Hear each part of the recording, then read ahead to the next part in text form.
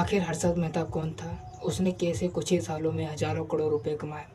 वह जिस चीज़ पे हाँ रख देता उस चीज़ के भाव बढ़ जाते। उसने कैसे कई लग्जरी कार और पेंट हाउस खरीदे? कैसे उसने शेयर बाजार का सबसे बड़ा घोटाला किया और क्यों उसे बिग बुल कहा जाता था? आइए इस वीडियो में जानते हैं हर्षद मेहता के बारे में। हर्षद मेहता का जन्म 29 जुलाई 1954 को गुजरात के राजकोट जिले में होता है। इनके घर की आर्थिक स्थिति अच्छी नहीं थी। इनके पिताजी कपड़े का व्यापार करते थे। फिर उन्होंने कॉलेज की पढ़ाई के लिए राजकोट से मुंबई शिफ्ट हो जाते हैं, जहां इनकी ज़िंदगी का सबसे बड़ा सफ़र चालू होता है। उन्होंने कॉलेज के साथ सेल्समैन जैसी कई छोटी मोटी नौकरियां की। उसके बाद ये शेयर बाज़ार में क्लर्क के तौर पर काम करने लगे, जहां पर इन्होंने बाज़ार के कई छोटे मोटे दांवपेच सीखे।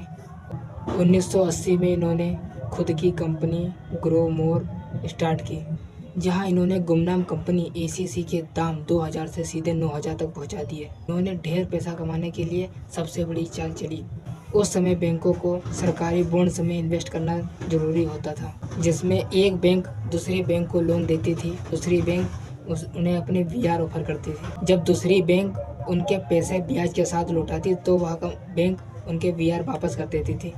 इसी का फ़ायदा उठाया हर्षद मेहता ने, जिसमें हर्षद ब्रोकर यानी कि बिचौलिए के तौर पर काम करने लगे। एक बैंक दूसरे बैंक से कर्जा लेती थी तो हर्षद मेहता इसी बीच में दूसरी बैंक से VR ला के देते थे और इस बैंक से पैसे दूसरी बैंक को पहुंचाते थे।